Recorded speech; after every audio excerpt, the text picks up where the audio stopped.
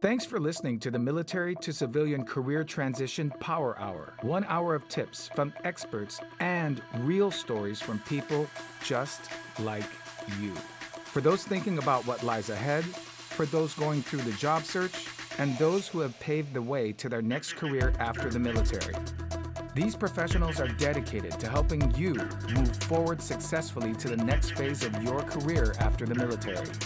Welcome to Exchange.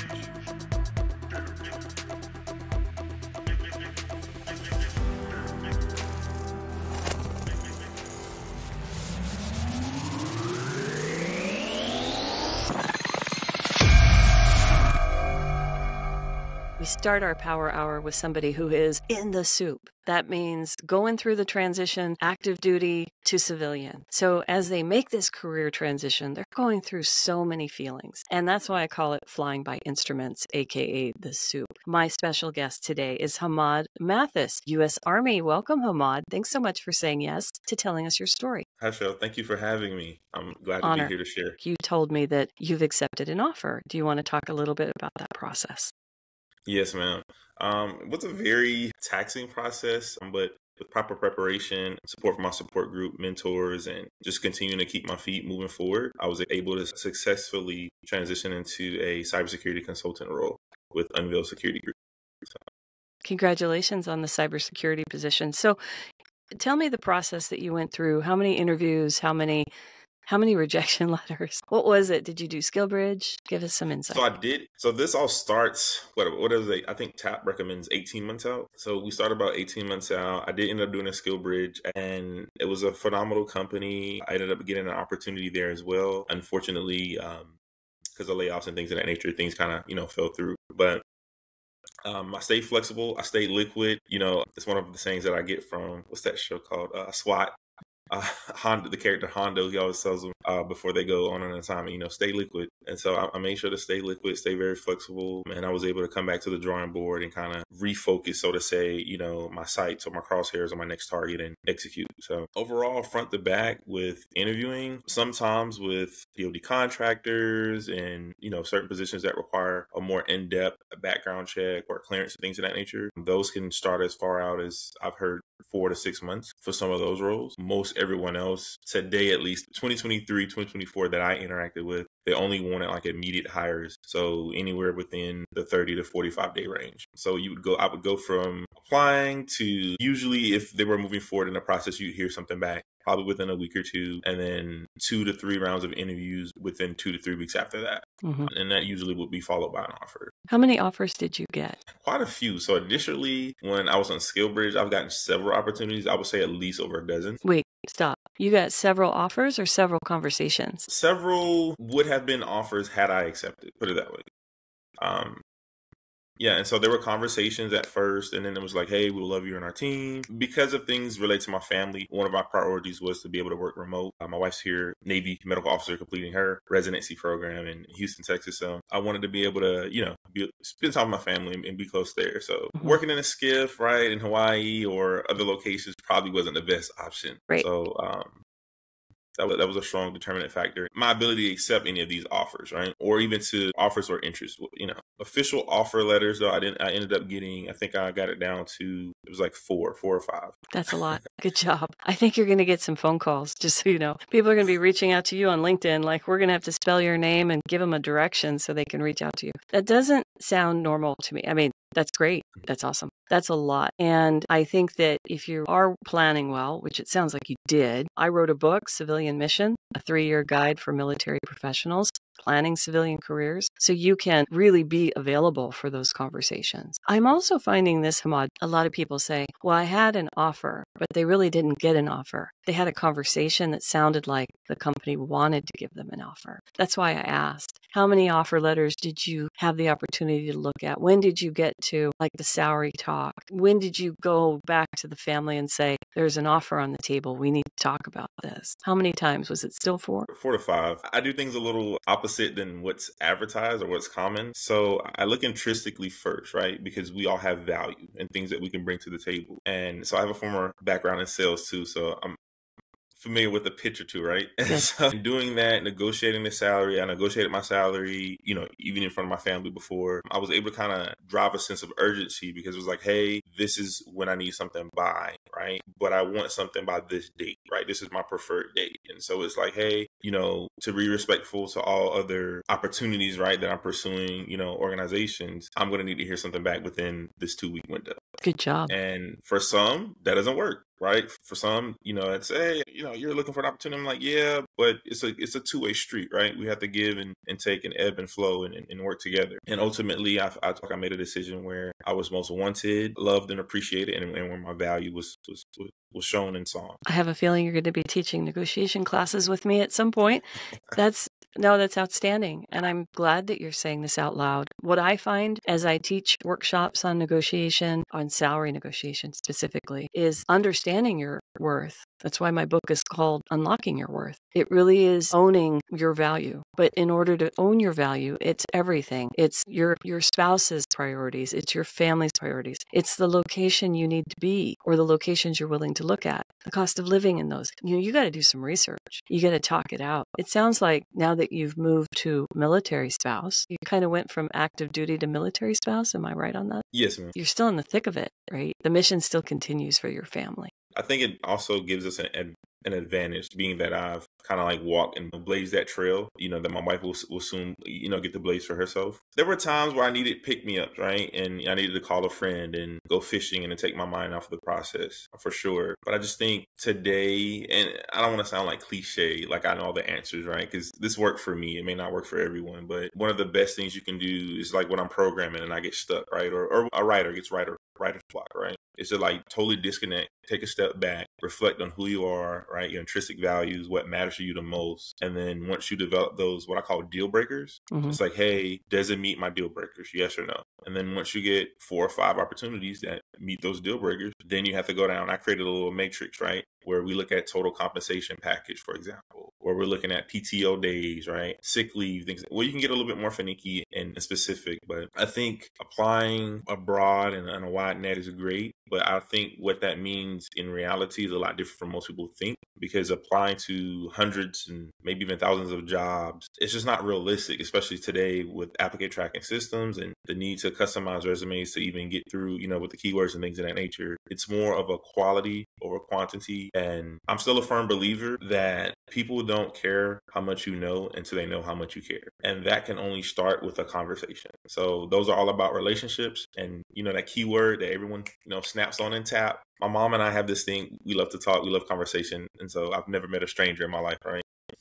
And Right. And so for me, it was every avenue. And then that's why I don't burn bridges, right? Because people remember your work ethic. People remember how you made them feel, right? People remember how you embrace the suck. Because of those relationships, I was able to have a lot of opportunities that I would not even have been able to find on my own, simply because word of mouth and reputation goes a whole lot further than bullet points on a resume. You said you had a sales civilian career before the Army. And how long did you serve in the Army? And what was your MOS? So I'll start from the beginning. So before the Army, I actually played D1 Football at Coastal Carolina University. Nice. So go Shauna Clears. Okay. And I played under my head coach. He's kind of well-known guy. His name is Joe Moglia. After that, I was able to actually, one of my college jobs, I was a part-time worker at Best Buy. So I was a computer sales associate there. And that's how I got my start in retail and just sales in general, other than the great discount, right? And being able to, test out all the new toys. And one of the perks of working there was that I got to get out of the stereotype for computer science and tech majors. And that is not being social, right? Right. So I had to be social. That was, the name of the game. Customer service and hospitality were the keywords. And especially in Myrtle Beach, right? So Yeah. very popular tourist destination. And I went on from there to be a beer salesman. And then from there, I was a frontline sales associate, selling what most people know as timeshare, but what we call vacation ownership. Got it. The thing no one wants to buy, no one comes in our office to purchase anything, but ends up spending thousands of dollars. So you're a salesperson, and that's not typical for a lot of cybersecurity folks. Just in my experience, you're unusual. You have a lot of skills that people are struggling to learn. So Yes. I'm gonna have you put your mentor hat on. What would you say? I mean, this stuff comes to you naturally. You said there's never a stranger. You've never met a stranger. I can talk to a fence post. So I feel you. You and I live in the same outgoing world. But for somebody who's not, what would you recommend they do? It takes me back to my public speaking classes or when I was part of the thespian group in high school. And that is imagining, I know this might sound silly, but first of all, a stress ball is great, right? Breathing techniques also, those help us. And then also, I forget, there's a movie where they actually do this, but imagining everyone in their underwear, right? True. Okay. Yes. And so it just, ultimately, I think it boils down to confidence, right? Because that's usually what it is, a lack of confidence. Mm-hmm. And so we have to understand that every driver's license number, every dog tag, right, is not just an entity, a thing, but it's a human being. It's a person, right? It's a family. It's a sister. It's a brother. It's a husband, a wife. And so putting love first and loving those people as if they were your family, like if you treat everyone as a family member, I just feel like you'll never go wrong. Get back to your MOS. What was it? Now, I was fortunate to be able to do what I love while also serving my country. And I was a 17 Charlie, or a cyber operations specialist in the U.S. Army. Okay. So you're continuing the mission for sure. Yes. Continue to serve others, which is one of my core values. And I'm continuing to use my cyber and technical expertise to help others. Okay. And you're using your clearance, I'm imagining, going back in. Now, how do you do that if you're remote? So remote doesn't always mean remote, right? Because some clients may want you there in person. So I do have that flexibility also. It just depends on, who I'm assigned to. So they would call that hybrid, by the way. So you needed to stay hybrid. And you have a very specific location because your spouse is sort of anchored into finishing a program. And I would imagine if you have other family members, they're in school, right? How many PCSs did you have during your active duty days? So active duty, 1, 2, I want to say 3, no more, 2 to 3. You talked a little bit earlier about community groups. I hear this a lot. I'm not certain that I'm going to have the same level of camaraderie or community when I go into the civilian workforce. You've worked in the civilian workforce, and now you've experienced the Army over 6 years. What are you looking for in the civilian world that you didn't have when you started, but you got in the Army? What is it? I would say leadership, mentorship, and leadership, because too many times in the civilian world before my Army career, you're doing what you do and you're being great at it, but you don't know where you're going. Right? Your 3 to 5 just looks like more money, right? Or more vacations, right? But career-wise, really get foggy, especially because nowadays, most people aren't even staying. Well, 3 things: accountability, not just for myself, but for everyone, leadership, and mentorship. Let's go back to the thought of community. And when I heard you say that, I thought your community, how you're supported in your work. Somebody said to me, and I've said this several times on the podcast, a woman mentioned to me that either she read or that she felt if she were to skate across Lake Michigan and it was thaw time and she fell through the ice, if on one side of the lake her colleagues from work were standing there and on the other side of the lake her colleagues from the military were standing there, she knew who would show up. Who would that be? That's a tough call. I have some phenomenal service members and battle buddies that I've served with. I also have some phenomenal teammates and family members that are part of my support circle also. So I'm fortunate, I'm blessed to have a blended support system where it's not just military, where I have a spouse, right? Military spouse, dual spouse, and I come from a military family. So, oh, good. Okay. Yes, I would say more of the military-ish, but I don't want to discredit the love and the support that I also get from my teammates, my gridiron brothers also. Right on. Well, I love your optimism. And you are certainly in the beginning of it. So we're going to be checking back with you as you grow in your career and as these podcasts on my exchangepodcast.com. The Military to Civilian Career Transition Power Hour is this one, but I have plans to create others. So there might be some opportunity for you to move forward with us in another segment. Tell us what the future holds for you, and then we'll wrap it up with just some last advice. But where do you see yourself in a couple of years? That is a great question. That is a question I struggle with day to day because, like I said, I'm kind of in the soup, still figuring it out. Ultimately, though, I would say my next 3 to 5, these aren't really career goals, more so personal, but the exploration of parenthood, fatherhood, being more present as a spouse, right? Being a husband. Also sharpening and perfecting my craft so that I am able to mentor and give back. I'm not saying what I do now isn't meaningful, but in a more meaningful and direct way, especially to those that are looking to transition into cybersecurity upon leaving the military. And of course, on the career side, achieving and becoming all that I can be, right? Continuing that warrior ethos from the Army. So I like it. I like your style. I want your last alibi, and then we'll tell people how they can get in touch with you if you want to do some mentorship. I'm starting at this. I'm super new, right? But feel free to reach out to me via LinkedIn. I'm not hard to find. I think it's Hamid/Mathis. And how do you spell that? So my name is Hamid and then Mathis. So Mathis.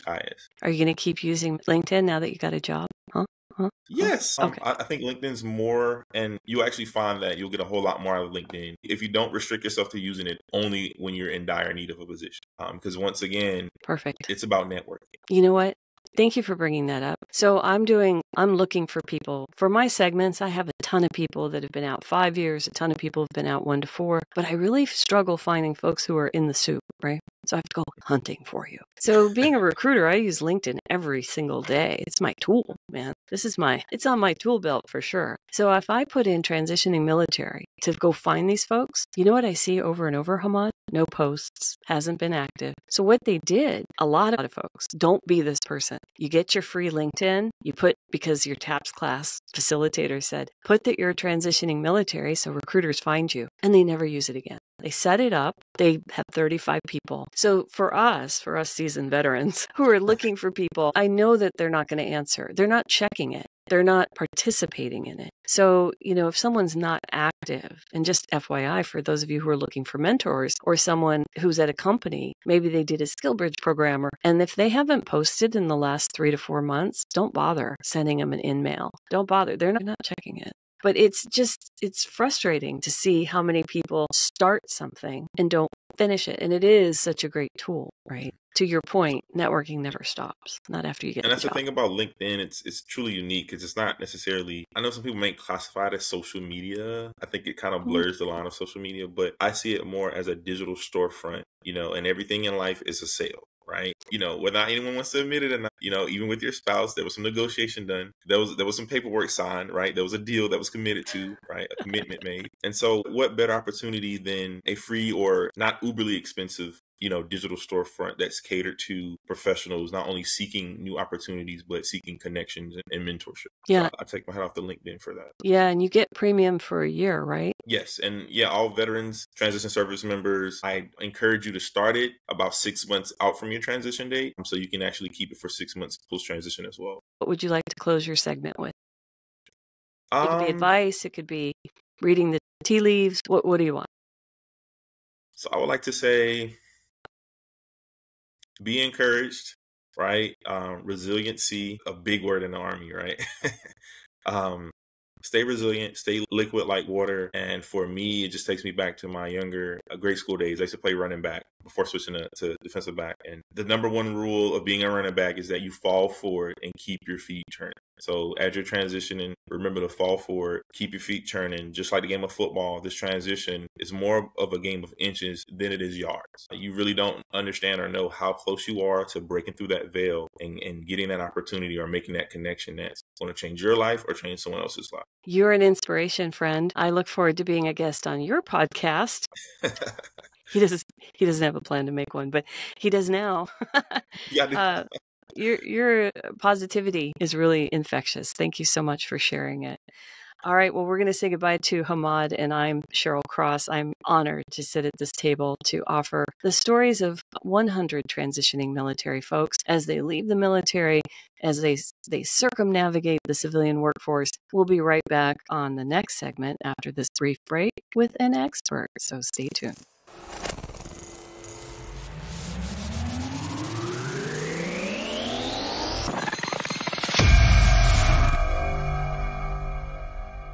As we roll into our second segment of the hour, we feature an expert. She's known as the Stressalist. I'd like to introduce you to Trisha Houghton. Hi, Trisha. Thanks so much for joining us today. Hey, Cheryl. Thank you for having me, and you're too kind. You've been on the podcast circuit for a long time, and I've seen a couple of your episodes. I know that you're constantly doing something for the veteran community. You're trying to fix a lot. Not fix, but aid. We don't fix anything. Yep. We just build bridges. We help. Yeah. Yeah. And you have something called Vetted that I wanted you to talk about. You're in the process of really putting the fine tunes on that. So why don't you talk to us about what Vetted is? I'd be happy to. So, Vetted, I joke because the transition space was never in the plan for me. As I was sharing services, I started on LinkedIn about a little over a year ago, and I started getting invited to the transition networking events as a supporter and provider, because I didn't serve, and I always tried to get as much firsthand knowledge as possible. And obviously I can't go get combat or,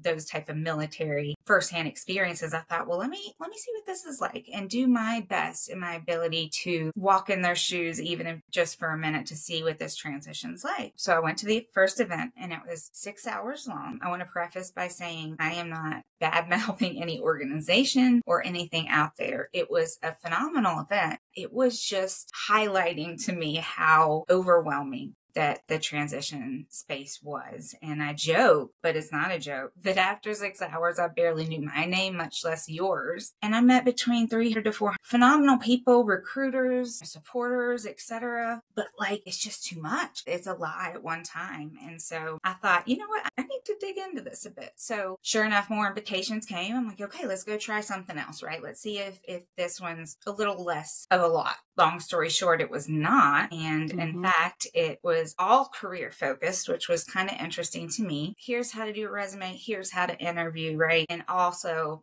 gear you towards either project management or IT. Whew, sore spot for me. But there's about the only two careers that I hear. But I was like, okay, so are they all like this, right? So I continued, right? You get the idea. And found that they are all just about the same with a slight tweak. And usually the tweak is they're contradicting one another. And so what's supposed to be, right, this really helpful either networking event or recruiting event or here's how to build your resume event and how to interview becomes this weird, overwhelming few hours of contradictory information than other events. And I thought, this is damn confusing. And I'm a civilian, right? It had me questioning, do I know how to do a resume?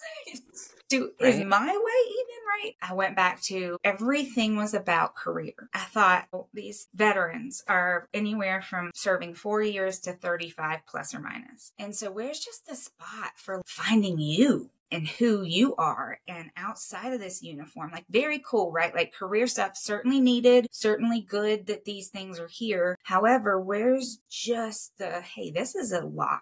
And this is a pivotal moment. And you probably don't know things like what to wear or even what you want to do. I saw and noticed a few things, which was that everybody either went to the project management or IT route. And so when I started my group, which is called Vetted, essentially out of the need because I couldn't find just a space for support. And so I said, well, okay, I can't ignore this big gaping hole here when I know I love group facilitation. I've done it for over 17 years and very passionate about it. So I said, okay, I'm just going to open the door and say the people I'd been chatting with, just invite them and say, you come, you tell me what you want and what you need. Because I'd gone over, well, do I create a group about this or do I create a group about that? But I thought, no, I want to actually hear and let people know and our service members know that they can actually bring what they need and somebody will listen. And so they all came and they said, here's what we need and this is confusing and just a space to chat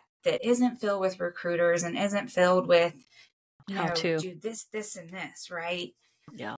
And so this is a year later and we meet every other Tuesday. And up until this point, our practice has been, the transitioning service members that kind of started with me and become kind of like the OGs now come back, they're 8-9 months in their civilian career and they come back every other week. They take in the questions of, new people, transitioning service members who have come into Vetted. And so it's all peer to peer. There's no kind of overwhelming goal there. It's just all support. And so people are able to ask service members, see for themselves, here's a direct question I have and an answer from someone that just went through it. And then the others chime in and say, yeah, I can say that was the same for me, or no, actually I had something different. And then we talk, about where everybody is and how you're taking care of yourself. So you're kind of just moderating this group of people talking to one another, and you've built a community. Is that right? Yes, I have. We're about to do open and after the uniform option, because now it's really great that my original guys come back. I don't want them to not have a group either. Even though they're only 8, 9, some are only a few months out now, they're still transitioning. Yes. It's not something you just get the form right and you get the final thing. You're like, okay, well, I'm transitioned now. I guess I got my civilian job and my DD-214 and I'm good to go. That's not how that goes, right? We're going to be sharing materials on after the uniform group so that they can continue to receive support as civilians or as whatever they want, individuals. It's a long process. It's a forever process. I've been told that you never stop transitioning if you've spent a certain amount of time learning through the military as your first or second career. If you've been enculturated, some people call it institutionalized. So in order to unlearn that or to relearn a new program, a new corporate protocol, as we're talking about careers here, it's a whole other learning curve. You know, and I'm hopeful that the folks that are listening that are tuning into you and checking out Vetted and all the programs you're going to be creating, but they're also finding people who are like them. So I think this is an important point, Trisha, and you're a community builder, I can tell. You're somebody who loves to connect, and I do too, which is why I created this forum for stories. It's not about Cheryl Cross telling everybody what to do. Not me either. And it's not about Trisha. It's about holding space for people who have stories and for experiences. So thank you for doing that. Before we hit the record button, you said that you're really focusing on suicide prevention. Can you talk more about that? You know, I have a few programs out that focus on nervous system dysregulation. And I have the HAC program, which is my full body nervous system reset, taking in every area, including relationships. And forever is meant to be the forever change in way that you approach stress, because stress isn't going anywhere. But we can reprogram, we can reset the body and how it interprets that stress and the response it gives. And so that's that HAC program. I also have a regulating program because that's the training program. I realized the biggest thing is people don't even know that nervous system dysregulation exists. And so I created the training program that's 2 days, half days, goes through what it is, why this is pivotal to issues like suicide prevention and retention even, and military readiness and even national security. It goes pretty deep. And then last but not least, I was approached over a year ago and said, hey, the White House and the VA are kind of revamping their suicide prevention program. I know you kind of do a lot of this work. Would you want to kind of work with it? And I thought, well, this was also never in the plan, but always in the plan in a way, right? Right. So I thought, well, gosh, I can't say no. So I said, yeah. That project did not end up working out. However, a couple months later, it's, hey, we've got a new couple options here, and do you want to continue to work on it? And I said, absolutely. It's called Safest R. And Safest R is an inventory that we give our veteran, or will give veterans and or just community of mental health, that assesses your stress, anxiety, functionality, your environment, substance abuse, and trauma. And then the R stands for resilience.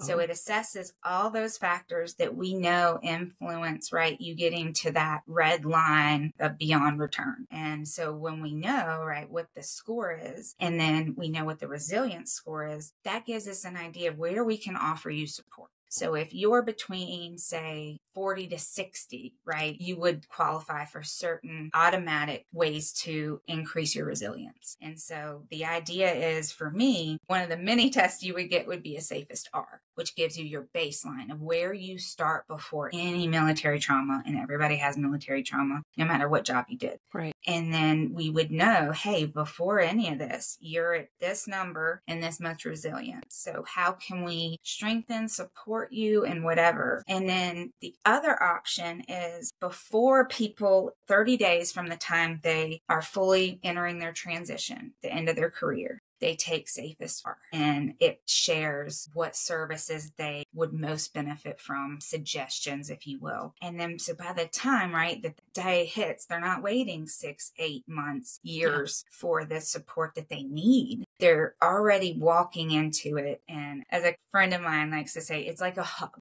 right? Like, we've got you, here's what you can have. And then we just added an AI component, a guy I connected with. His name is Brandon, and he's just started Lifeline Vet, and we overlapped. And so we now have a secondary product called Safest R Lifeline. I like and that. Basically, it's the same thing, right? However, the Lifeline part gets added in, which is an AI journal tool. And essentially, you can talk to it just like I'm talking to you, or you can type. It's going to monitor how well our service recommendations are doing for you. It's the way to track it, right? If you've been in, let's say, we say, hey, you'd be great for some groups. Here's a variety. Pick what you think would best suit you. Then through their journaling or telling, we would be able to track, okay, this is getting better. This is getting worse. Something's going right. Something's going wrong. And really what it's meant to do is if there's an active crisis, it scans for detection, can get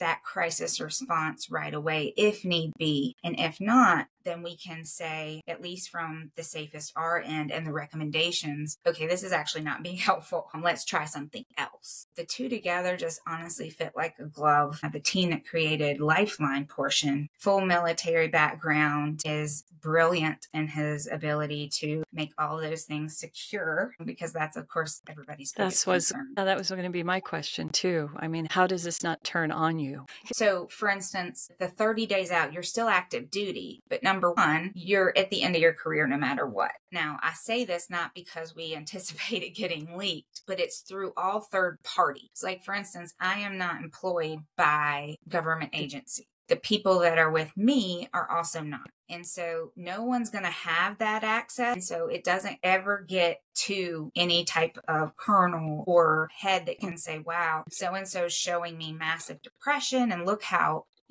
unwell they are. That is so not the goal. And I can tell you that's something I stress over every day, because I want it to make sure it doesn't ever come back to haunt you. The good news is, if you're 30 days out, right, you are, if let's say, God forbid, something did get leaked about your mental health, well, you're at the end, and so it shouldn't ever be coming back to kind of bite you, so to speak. It sounds like a tool that individuals will be using. My question is always, what if the government implements it for their soldiers? So I can tell you, right, the reason why I love working with teams is because there's not one person. I don't know it all. I love to get the opinions of others, because if we can all have each other's back, which is my goal, right, we all have different areas of knowledge, and we all see different things different ways. So, we can only account for the what ifs so much, but I can honestly say that I flat out would not give it out if it's going to be weaponized against somebody. Just right. And the team that I'm with is fully in agreement that if that's the thing, then no. I like that we're talking just even about nervous system regulation. I think that people who are self-diagnosing with ADHD, autism, this is very big in that community. And we've talked about it very briefly. I had an ADHD coach on. His name is Brett Green up in Seattle, and he works with executives specifically for ADHD. And he and I actually grew up together. We used to walk home from junior high school. Yes. So to bring him on my podcast 30 some odd years later is really neat. But for you, I just want to say thank you for all you're doing. It's really, when you're a civilian, you always feel like you're asking permission to serve this very unique group. Yes. And I come to it as a career specialist. You're coming to it as a mental health specialist. So thank you. We're all, as I say, we're all holding hands together and screaming from the rooftops, trying to connect dots. There's so many resources out there. But just like you said earlier, there's a lot of conflicting information. And I think because society believes that the military will just eat whatever they're served because they're so used to being told what to do. And here we all are like, no, we're empowering you to have your own voice. We want you to figure out what you want. Don't go to a recruiter and say, I don't know what I want. I don't know how much I want for salary. Here's a tool. Here's a book. Here's a class. Here's a 6-hour event, because we know that's the only day that you have. So you're going to drink by the fire hose. I mean, it's all well intended, but you're coming into it from a civilian mindset and you're like, holy mackerel.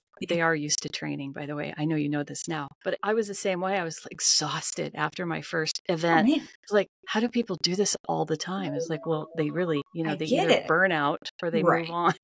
Well, right. They get that But dysregulated nervous system. And yes, so I'm like, oh my gosh, exactly. no I get wonder. every other Tuesday vetted. How would someone get in your group to Yeah. become a part of it? Do they find you on LinkedIn? What's Yes. the process? So two things. Search Trisha Houghton, or you can just search Stressalist.com. I'll come. Everybody gets a one-on-one if they want with me. And however we can, interact with support, plug you in, share services, share connections. I love that. Then we'll do it all. And hopefully we can then get on to the, hey, what do you really want piece, which is my favorite. Wow. Seeing people come back alive again in what they want to do and realizing they can is just like the coolest thing.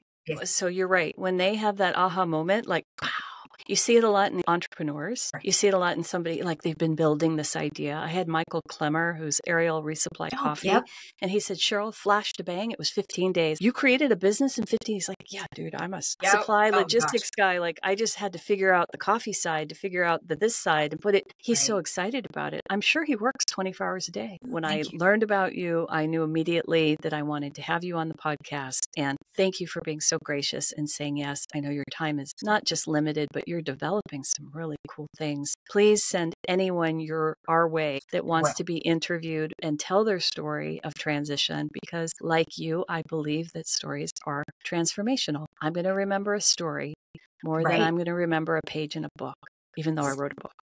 So, but go read my book.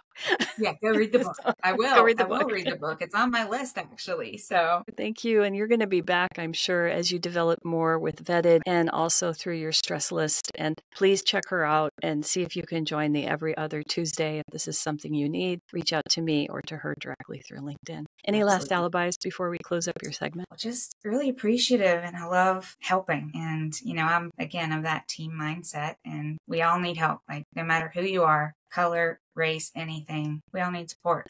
It's universal. Well, I love my crisis counselors. Thank you so much for what you're doing in this space. We're going to close up our expert segment. This is Cheryl Cross. We're listening to the Military to Civilian Career Transition Power Hour. We're going to roll into another segment of somebody who's been out at least within a year, but no more than 4, and hear their transition story. We'll be right back after this message. Welcome to Exchange.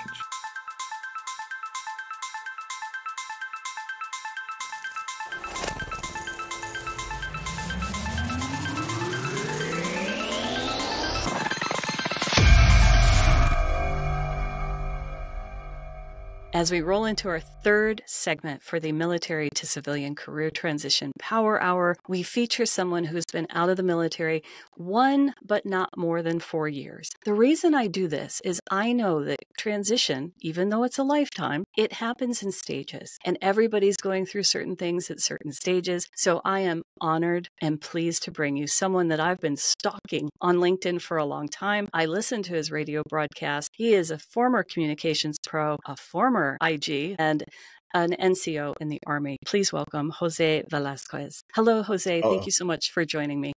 Cheryl, thank you so much for the opportunity to speak to you and to your audience. I've been listening to you for so long. I'm a little fangirled out here, because when you listen to someone on the radio, it's like you feel you know them, which I remember from my radio days. But you were a communications pro in the Army. Talk to us about what you did and why you're doing it now. Absolutely. Thanks again. I was a public affairs specialist, but really I started my career as a broadcaster. Public affairs was just the umbrella. And I joined the Army to be a broadcaster. It was the only job I'd take. And trust me, the recruiter tried to get me to be an infantry guy. But I wanted to be a broadcaster. And where I came from, that just wasn't possible. I came from the projects in a very humble place, and the opportunities to get into the kinds of professional fields that that broadcasting was very difficult. I shouldn't say not possible, because it happened for me, but the opportunity to even go to college was very, very confusing. And so most of us had no idea how to get there. And maybe lack of knowledge was probably more than lack of opportunity, although those go hand in hand. But I joined the Army specifically because I heard that they had broadcasting and they paid while you were doing the job. I was okay with that. And so I showed up at a broadcaster's office, and a recruiter's office, and I said, "Hey, I want to be a broadcaster." And he said, "I don't know if we have that." And I said, "Well, then I'm leaving." And so he checked his book. So he had a big book of fields, and he found it, and he said, "Look at this. We do have this. Who knew? Okay, let's see what we can do about getting you in." And a few months later, I was in the Army and going through school and becoming a broadcaster. And I spent many years in the field. I broadcast in radio. Of course, that was my baby, and I loved broadcasting. And as a young soldier, I mean, talk about the gift of being able to play rock and roll and getting paid for it in uniform. It was the best. I was Mr. Good Morning Vietnam. I was going to say, yeah, I loved that must it. have been a big impetus for you, a good influence. When did that movie come out? Was that before you started or during? I think it was during, but surely I had seen other movies that inspired me about broadcasting, and of course read some books and was a fan of many of the greats in radio before me. And so it was absolutely something that I had always wanted to do. As far back as I can remember, I was holding some sort of a microphone, even if it was a toothbrush. And so it was the one and only job I ever wanted to do. And then throughout my career, you know, as all things, you go into management if you stick around long enough. And in my case, I went into management and then the larger umbrella of public affairs. And I ended my broadcasting career, or I should say my public affairs career, at the Pentagon as what was called the Regimental Sergeant Major for the enlisted force. And really, I guess in civilian terms, that was the director of operations for part of our workforce. And so there, I hope that I made an impact in helping the next generation of broadcasters behind me and public affairs specialists. And then at the very end of my career, I had a chance to become an inspector general and go help cut through the red tape and help young service members, military spouses, and government civilians with their problems. And I really enjoyed that. I was talking with Jose earlier. I said, you know, my small knowledge of IGs are that they're usually feared. And he's so friendly. And I said, were you friendly in your last MOS? He says, of course I was. This is who I am. Mm-hmm. How rare is it that you can go into a recruiter's office and say, this is what I want, and get it? Is that not common?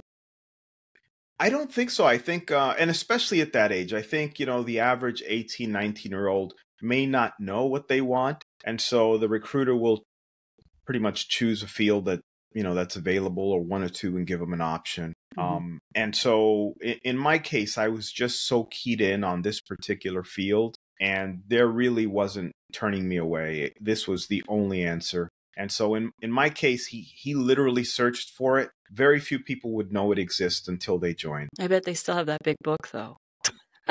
Because, you know, it's the all Army. digital these days. I'm sure they got an iPad or something. Yeah, exactly. Well, tell me something. Your transition story is what I'm hunting for. And I want to know, you know, how you're continuing a lot of the work you're doing in different, not a uniform, in different clothes. But what do you miss the most? Answer me that. What do you miss the most from your 30 plus years in the military? I think I miss the people. I don't know that I miss waking up at 5 o'clock in the morning, or getting a 4 o'clock in the morning call that somebody, you know, downtown got in a fight, one of my soldiers, and I had to run down there to go pick him up and find out what the heck he was doing. But I do miss the people, that soldier behind that story. I miss them and the unique experience that we had together. I've made some incredible friends beyond the uniform, and I really cherish those relationships as well. But there's a certain bond between us, unspoken bond that we have in uniform, and that is really hard to replicate anywhere else. Thankfully, many of the people who I had wonderful relationships with continue to have those relationships with me on this side of the uniform. And I am working with many of them to help them through that strange, amorphous time frame that happens between the moment you decide to leave the service and the moment you're on the other side thinking, oh my God, I just left the military. What am I going to do now? Did you ever want to go back? I didn't. I assumed that they would call me. And so I still think I have my uniforms ready in the closet, thinking if war breaks out, they'll say, Jose, go shave and get back over here. We're waiting for you. I don't think that's going to happen, but it made me comfortable, for a short time, expecting that would happen. And again, that just had to do with my love of what I did and the people that I did it with. You're continuing the mission, though. I know this because I'm pre-gaming it for our listeners, but I know you're actually working with somebody that you served with. Can you talk about that? Yeah, so I am working with, a series of people actually that I worked with who are in transition. I've got from the Certified Digital Networking Network, which is actually part of a fellow veteran who is kind of a LinkedIn superstar, Mike Quinn. Yes. And any service member who's in transition likely has seen his posts if they're on LinkedIn. He is, again, a big superstar, and he was kind enough to put his arm around me and teach me a thing or two in my transition. And I continue to work with him by conducting training on helping people figure out LinkedIn and some of the other digital networks, and just how to network in transition. Again, you have this built-in system when you're leaving the service, and it isn't always easy to figure out what to do when that network gets taken from you. Mm-hmm. And so I help people in transition through that. In addition to that, I'm working with another group of veterans, and that is the Leader Transition Institute. And that's run by fellow veteran Annie Brock, who was one of the very first helicopter pilots in the 82nd Airborne. And she is a powerhouse. And, she is just so invested in veterans and military transitioning people, mostly because when she got out, and she got out in the 80s, there just wasn't a lot. No. And they just kind of gave you your papers and, hey, good luck. And that's about all she got. And so there was a lot of turmoil in her career in transition. And so it took her years. And as you noted, rightfully, transition is not an event, it's a process. And it does take a long time to hit those milestones and to figure certain things out. And thankfully, both of them have put their arms around me and an entire network of other veterans to help me through my transition. And while that was occurring, I went through experiences where I thought to myself, I don't know that I even knew to ask these questions, but there are things that get in your way, barriers and challenges. And as I was going through my transition, I found it, to some degree therapeutic to begin to write on LinkedIn and share my experience going through the process. Somehow that became something that I fell in love with, but some of it was very practical. It was, hey, did you know that you got to fill out this form to get this one thing done? Nobody seems to tell you, but if this piece of information will help you and you're a few months behind me, I hope it does. And I started getting, DMs from people. Jose, thank you so much. I had no idea either, but I went and filled out the form because you said so. And it's really, made my life a little easier. And so I thought, man, this is something that people need, is someone to help guide them through that process. And at some point, of course, you stop knowing the step-by-step, but you know the overall theoretical and the issues that people are feeling, and those experiences that they're going through, those are eternal, they're evergreen. And I think every service member transitioning has likely felt some of that. And so now that I've been out long enough to not know the exact processes anymore, what happens on Tuesdays and Thursdays down at the transition center, I can help people going through the process by knowing that at this point in their life, they're likely experiencing certain things and asking themselves certain questions, the service member and their spouse, because a lot of times people don't recognize that transition is a family event if you have a family. That's so true. Thank you so much for bringing that up. We cannot support our family dependents enough. Military spouses are finally getting the recognition they deserve. And as a recruiter and as an advocate, I'm very sensitive to that. But you're also working with some folks that you served with. Am I right on that? Or are they working with people they served with? The radio station. Talk about that. Yeah. So radio is my passion. It was my passion. And so I took this chance. And again, I'm happy to talk when the opportunity is correct about the Leader Transition Institute. But I went through one of their programs, and bottom line is at the end of it, I felt the courage to go back to a part of my life that I loved. As I noted, as my career went on, it's a 30-year career. I got into management and higher level management and higher level management. And somehow I ended up at the Pentagon Puzzle Palace trying to figure my way around inside that building and thinking, what am I doing here? But it was detached from my first love, where I started and what I loved doing when I first joined the Army, which was being a broadcaster day to day. And one of my former soldiers, which is really interesting, had become a government civilian. And for many years, he saved his money and, made the terrific money moves with his money. And he also loved working in radio. As a matter of fact, we both worked as broadcasters. For any of our service member friends who've been overseas, they may remember the American Forces Network. We both worked in Korea at what was then called the American Forces Korea Network. Now they just switched some letters around. It's now the American Forces Network Korea. But he and I worked there together, and he decided to purchase a radio station.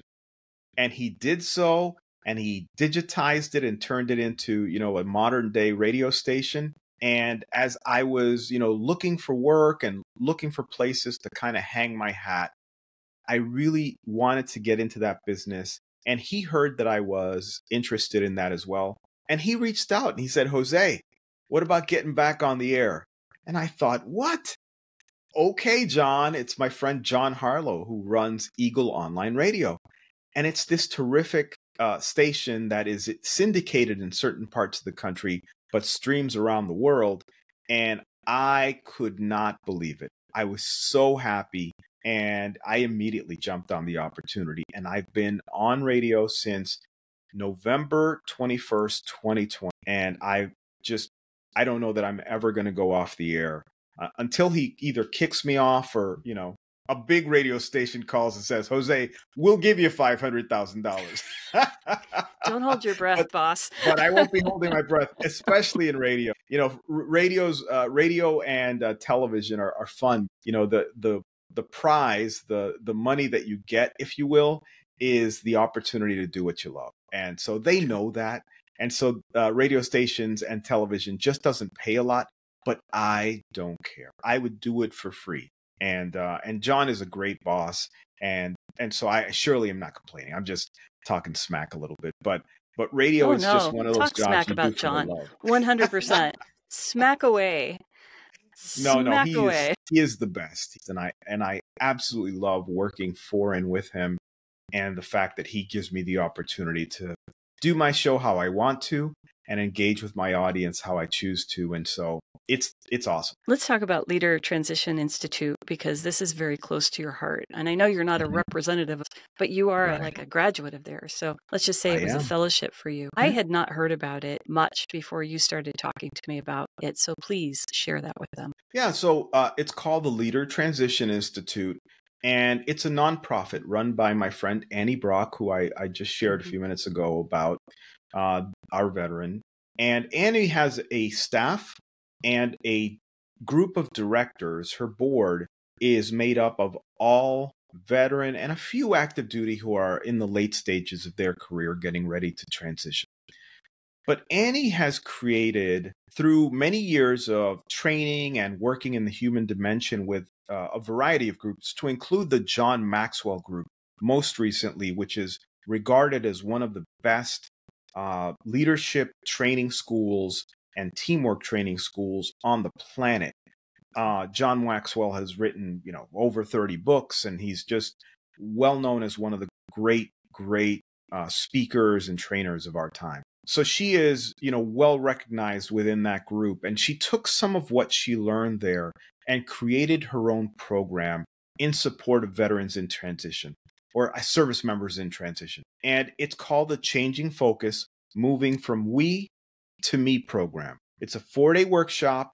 And she does it on purpose Thursday, Friday, Saturday, and Sunday, because that way, even if you got a stingy boss and they say, oh, I can't give you away for 4 days, that can't. So you say, no, just 2.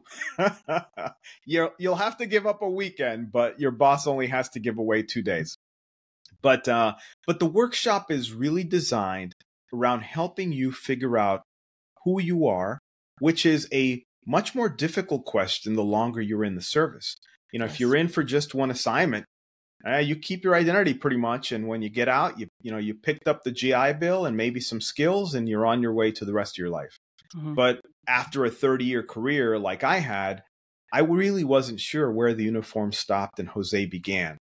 I don't know that I remembered Jose. The last time I met him, I was 19 years old. And so I had to figure out who I was first and foremost. And then I've had to figure out what I wanted to do. And that goes hand in hand with the third thing I learned from her through the Changing Focus program was, what's going to make me happy?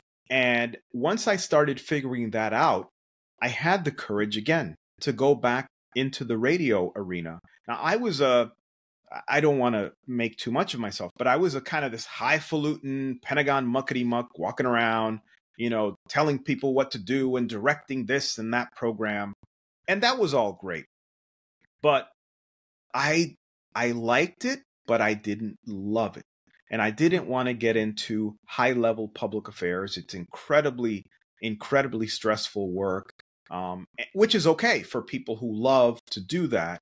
But I had worked, 30 years. I really wanted to just kind of sit back, wear a Hawaiian shirt since you're over there in that part of the world, wear a Hawaiian shirt and play a little rock and roll like I did when I was 19 years old and have some fun doing it. My life is a lot less stressful these days, and I didn't want a job that was going to make it stressful again. And so I made the decision to get back into that. But I don't know that I would have had the courage to do that had I not gone through this little 4-day workshop. And so I really encourage people to participate in it because you really just don't know these things. And I'll tell you, you think you do. You're like, oh, I'm an individual thinker. I've been in the Army 30 years, but trust me, I know who I am. I don't need the uniform to tell me. No, the longer you're in the service, the more institutionalized you get, and the more difficult it is to be an individual thinker. And I don't mean that you can't think individually and that you don't have your own thoughts. I mean, given the chance, the chance of probabilities, if you stick around long enough with other people, you're probably going to come to the same decisions you'd make in uniform. And that's because you grew up in this system, which had to be sort of boxy. It had to have, a lot of groupthink. That's the we part.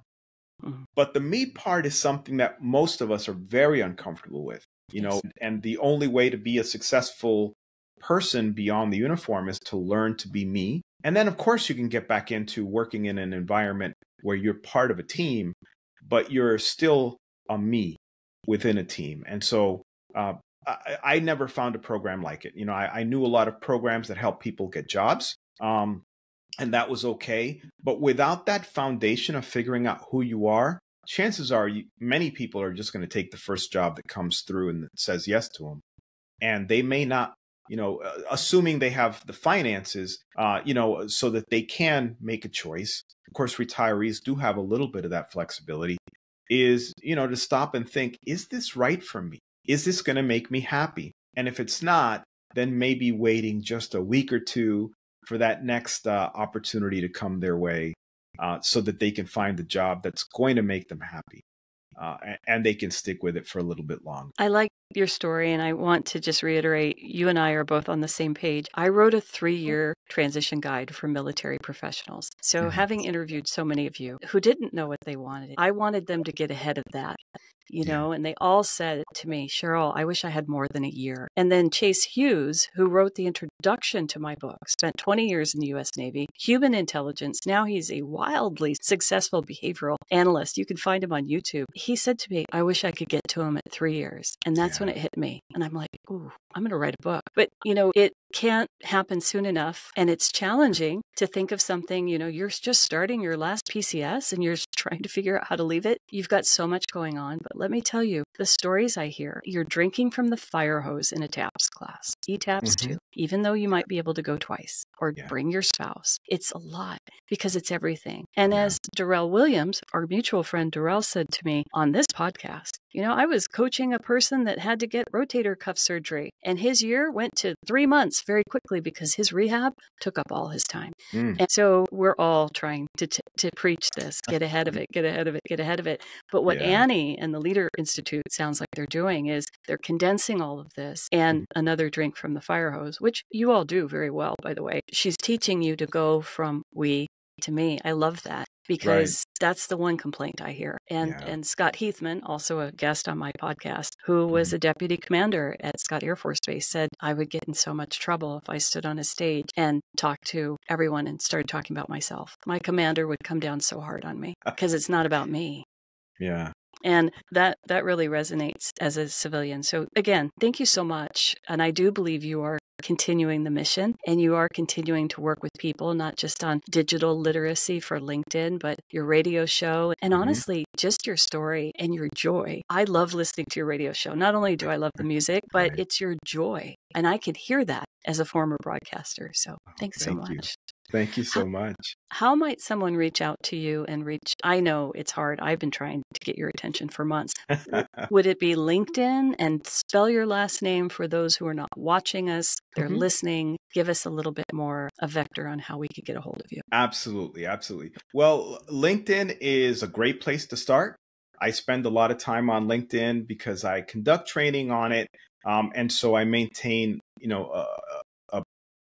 a lot of time on there, and I write on a regular basis. Almost every day I'll write a post or engage in some meaningful way.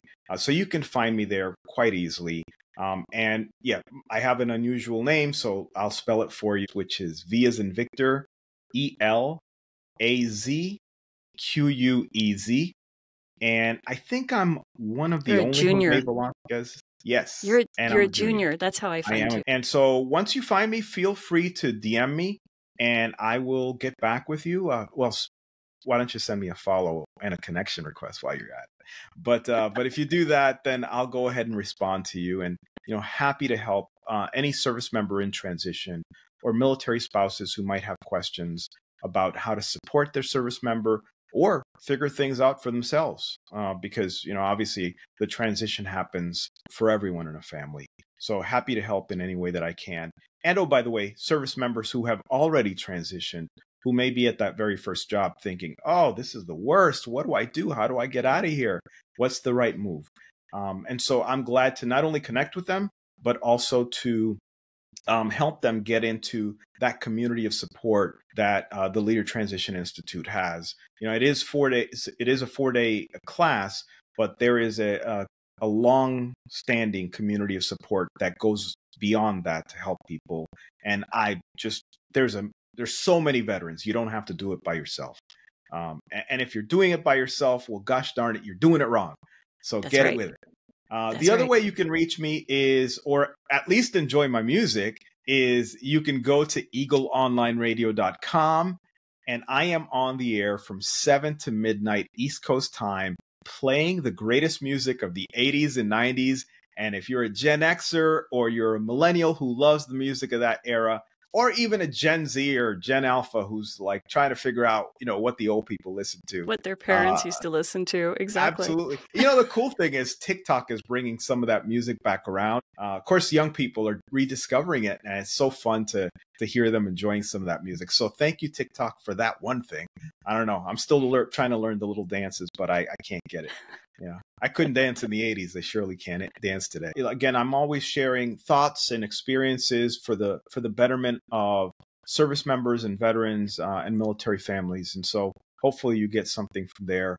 We're going to have you back because it blows my mind that you've only been out 3 years. And what is it? 3 years and 1 month to this day? 3 years this exact month. So I'm celebrating my 3-year vetiversary, if it will. And so I'm so proud to be on this side of the uniform, but so thankful for the memories that I share with others on that side of the uniform. So it's been wonderful. And I just love being a veteran and, again, helping other veterans. So it's fun, and I'm having fun playing rock and roll and having fun just, being me. I'm okay with that. You're doing a good job. Keep it up, friend. Thank you so much. All right, we're going to close out this segment, and we're going to be moving into a segment where someone who's been out of the military at least 5 years to give us a different perspective. I'm Cheryl Cross. This is the Military to Civilian Career Transition Power Hour, and we'll be right back after this brief break.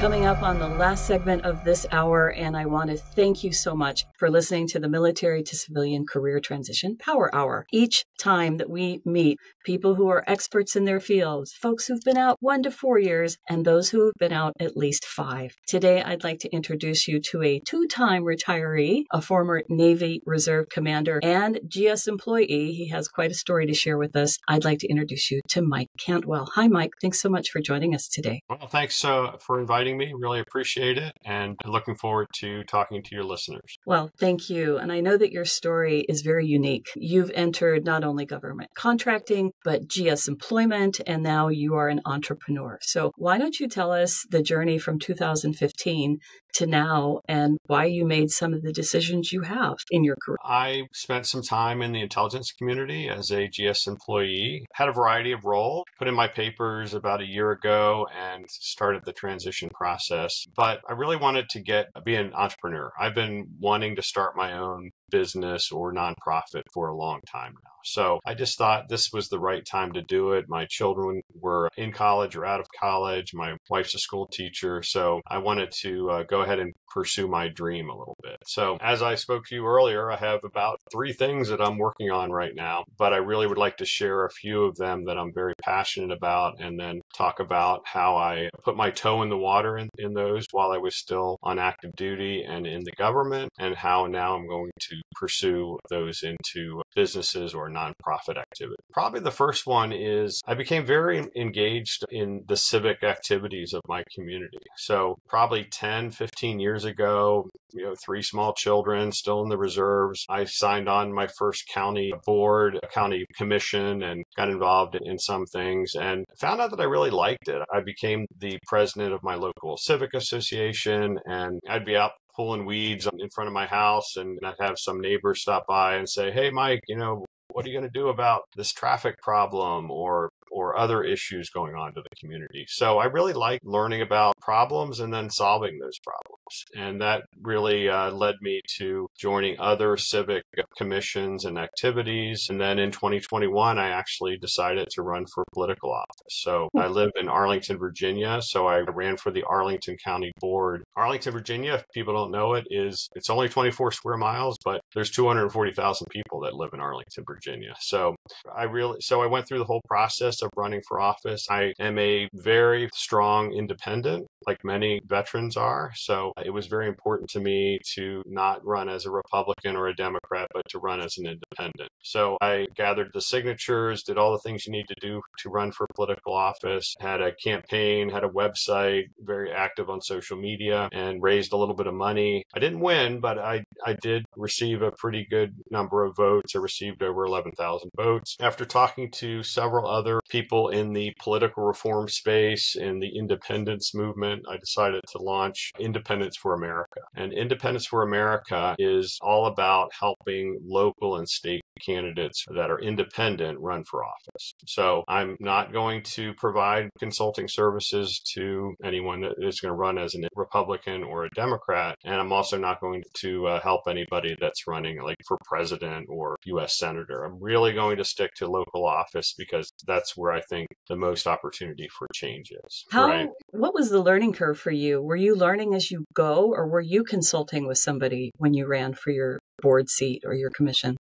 Well, that's a really great question. I did read a book. There is a book that's a paperback book about if you're running for local office, which was somewhat helpful. But I had several people who had been candidates before. There was one person who ran as an independent in Arlington several years ago and actually won. So very unusual for someone to win in Arlington that isn't a Democrat. We're very deep blue here in Arlington, Virginia. But he was a little bit my role model, and he would send me texts and phone calls and, give me advice and things like that. So, and then just being open to people giving you advice. My wife was very helpful because she softened my campaign message a little bit, which was very helpful. And then I was pretty good at, this is very entrepreneurial too, is you need to make rapid changes, right? So if you're going one direction with a policy issue or a campaign theme and it's just not working, or maybe it's being counterproductive, you need to pivot really quickly. You don't want to go down the wrong path for a while.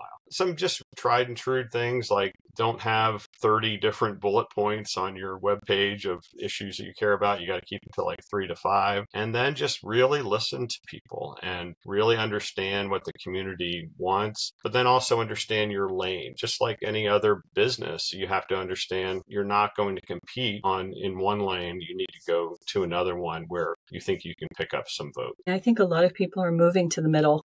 They're trying to find that nice place. Here in Hawaii, we have Tulsi Gabbard. She's a very well-known independent. There's only a few other major cities that have truly independent mayors. So Honolulu's one, Colorado Springs, Colorado is another one. There's a few other ones around the country too. It's hard to stay center. I've been told throughout my civic career, you don't win in the middle. You have to pick a side, and you got to fight like hell. Like you said, pick 4 or 5 topics and grind them down, and that is your mark. It sounds like that tide is changing. Is it? Not only do I feel it, but I see it. I just was on a conference call with a retired naval officer who moved to Greene County, Virginia, which is in the middle of nowhere. And he's lived there for about 3 years, but he has such a sense of service that he decided to run for Greene County Board of Supervisors. And I followed his campaign from afar, and then I had a virtual meeting with him, and it's wonderful. He's doing it all for the right reasons. He won his race against an endorsed Republican candidate in a very rural part of Virginia. So he's an example of people running, winning, and serving. And then on my Substack site called Independence for America, I have several podcasts, local and state candidates who have run and won. And probably my biggest exemplar is a woman named Laura Sibilia in Vermont. She's been reelected about 4 times for the Vermont State House. And she gets called on by the Republican governor to be the referee between the Democrats and the Republican because she's an independent. She really is attuned to her local constituents, and it's all about serving her local constituents. So she doesn't have to worry about party politics or anything like that. I remember when independents were called the Tea Party, and the Tea Party was being really admonished for their wild beliefs. And even then I thought, well, if I could just sit in the middle of this fight, if I could just sit in the middle and call myself whatever, a centrist. It seems that in the nomenclature, in our vocabulary, that independent is being more well received and not as admonished. A lot of people are coming to the middle because they're sick of the right and the left.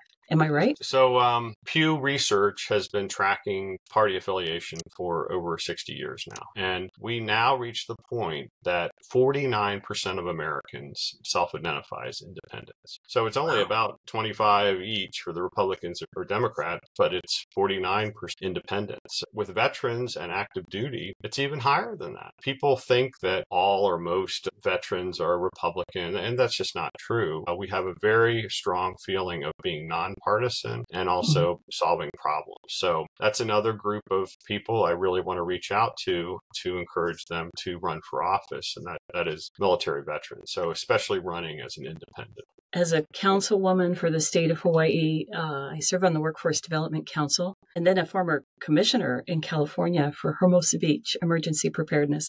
I can say that civic duty, even when you're having your worst days, showing up to those council chambers or showing up to those meetings and meeting with your colleagues who are doing the same thing it's invigorating. Many of you who are listening, I'm sure, especially those folks who are coming out in leadership roles and are maybe looking for work in the workplace, you may want to consider how might you contribute back to your community, wherever that is. If you're moving to your home of record, if you're staying in your last PCS duty station, wherever that is, wherever you can really, I think, grow roots in a way. My mother used to say, you have to grow roots before you gain trust. Serving in a different way. And one of the things, Mike, I hear from people when I interview them for this podcast is they've lost their sense of purpose. How might running for office, which is a challenge, how might serving really show that sense of purpose? So many have used the phrase when they talk about reservists, I'll just say that, is that you're twice the citizen. I actually think that if you serve in the military for 20 years and then you retire and then you decide to run for office and serve in a local office, you're also twice the citizen to do that. I really think that getting involved in civic activities and then ultimately running for office there's no higher calling in my point of view, especially if you've already served in the military. So run for office, win, and I hope I can help people win, and then serve honorably. A lot of politicians, there are a lot of not so good politicians, but the vast majority of them are doing it for the right reason. They're just stuck in a system that is not working very well right now. A lot of my other activities revolve around the political reform community. So we are trying to implement common sense reforms like nonpartisan primaries and ranked choice voting, because many of us believe that those very minor reforms will help our political discourse and hopefully get us back to problem solving rather than just demonizing the other side. Good luck.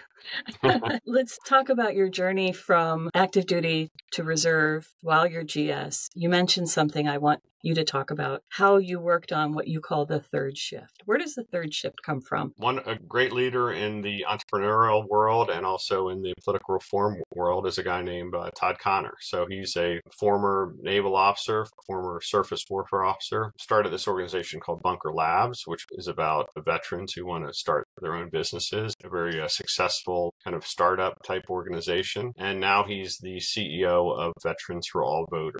But he wrote a book very recently within the last 2 years called The Third Shift. And it's really is a very approachable format because he tells a lot of stories in this book about people who had their day job, but they really wanted to do something else. But they realized they couldn't give up their day job fully until they learned a little bit about this new world or starting a new business. So some of the stories he told was about a woman who really wanted to start a high-end import-export coffee company. But she realized that she needed to learn more about the coffee industry and learn more about just coffee shops. And so she worked her regular 9-to-5 job, and then she'd run right over to her local mom and pop barista and learned all about the coffee beans and how they were grown and where they came from. And then just the ins and outs and the challenges of starting a coffee shop. And a lot of people said, oh, so you're going to start a coffee shop. And she said, no, I'm going to start an import-export business, but I need to learn what the user end of, the ultimate end user of coffee beans are consumers. Another one was a story of a guy who was really into fine art. So he really wanted to start his own art gallery, but he couldn't give up his day job. But he was able to partner with his current job to sponsor the art galleries. I guess I'll give a little bit of advice for that is that you are fortunate if you're in the military, let's say that you're 20 years in or 25 or something like that if you are at a duty station where your hours are relatively normal and you have a little bit of time to explore these other opportunities, to do it then. And you're going to have to work hard, right? You might have to do this on the weekends or in the evenings. But if it's really what you want to do and you really have this passion for it, it's so much better to do it while you have regular income than to suddenly drop off and go headfirst into, let's say, starting a coffee shop, right? By doing this third shift, this side hustle is another way to say this, your chances of success are much greater than if you go all in as soon as you retire or leave the military.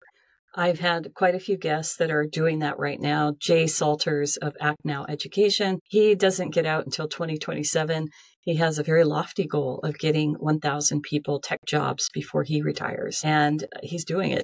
He's doing it very well. That is his side hustle. And all the folks that are working with Act Now Education are volunteers, by the way. I asked him, how do you do that? He says, well, I have that. I have my full-time officer job with the Navy, and then I have a for-profit business. It's like, do you sleep? I mean, my goodness. So how would you recommend? You've certainly had multiple streams. You were active duty, then reservist, a GS employee, a government contractor. I mean, you've done a lot. Well, since you got out of the Navy and then went reserves and then retired as a commander from the reserves. So you've had a very interesting career to me. One that shows a lot of stability, right? And for those of us who've worked in government contracting and then they go to GS, it's like, okay, well, you're set for life. And I think that's the belief, you're going to go into government contracting and then you're going to go and get that GS job. That GS job is what we're all waiting for. Talk to me a little bit about that and what made you decide to go GS. Yeah, it was probably a little bit of that.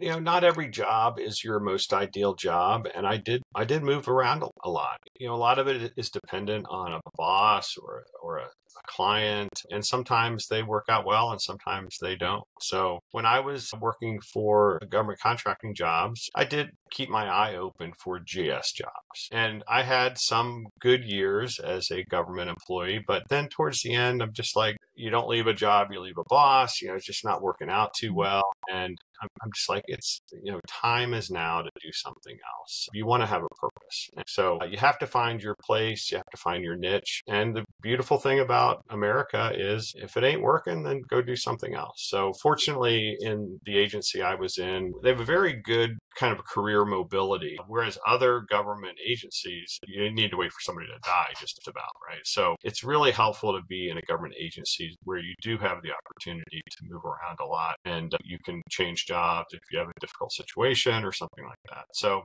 that would be something I would recommend people try to find situations where you have mobility. But as you said earlier, it's all about purpose. And if hopefully you'll be able to find a job that you can have that sense of purpose. But then if you don't, you might want to go find it yourself. And you could do it through a nonprofit. You can do it through charitable activities. I'm encouraging people to get involved in civic organizations and then ultimately run for office. So the great thing about veterans is they usually want to serve, and I really do encourage them to find what the best fit is for them.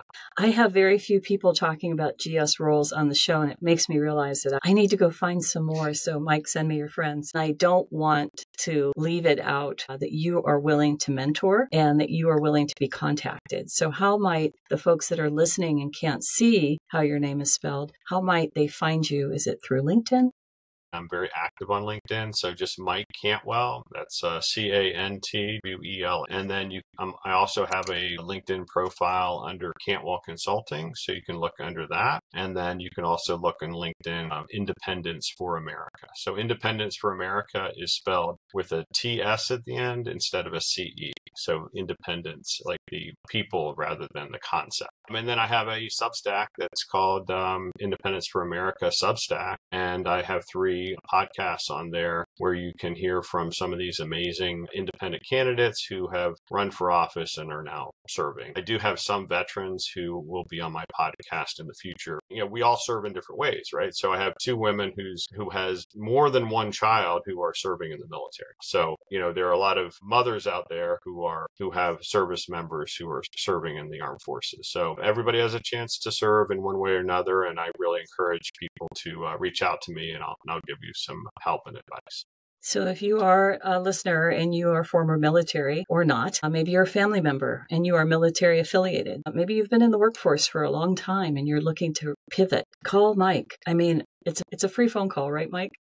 Absolutely. You don't charge for your first phone call, right? And I'm going to make one more plug, not for me, but for another situation that we have. We need more poll workers out there. We have many people from a certain generation who have basically retired from being poll workers. And it's a long day, which, this is perfect for military members and veterans. They know how to follow procedures, right? So there's a lot of procedures involved in running a polling location, but they usually need to work from about 6 in the morning to about 8 o'clock at night. So it is a long day, but they really need you. So please go to your local election office and raise your right hand and say, I'm willing to serve again as a poll. Thank you so much. That was Mike Cantwell. He is our 5+ year veteran. He is full of information. Do reach out to him on LinkedIn. And if you are thinking of running for office, definitely reach out to him. Independence, as in the people for America.org. All right. Well, we're doing lots of good here. We're going to wrap up this segment and say thank you so much for listening. I'm Cheryl Cross, your host, and you're listening to the Military to Civilian Career Transition Power Hour. We'll be right back after this brief break.